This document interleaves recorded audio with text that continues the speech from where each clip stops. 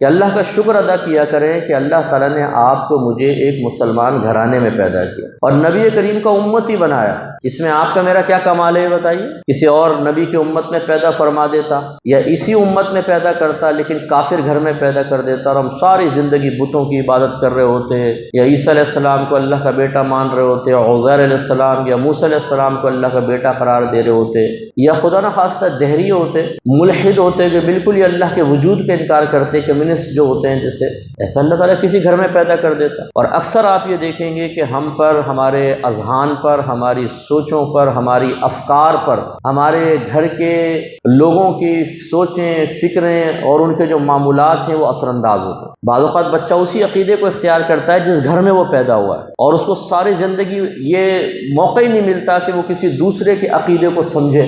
تو بعض اوقات جو کافر گھر میں پیدا ہوا اس کو نہ اسلام کی دعوت حاصل ہونے کا موقع ملا، نہ وہ کسی اور طرف گیا کہ اسلام کی باتیں سنتا۔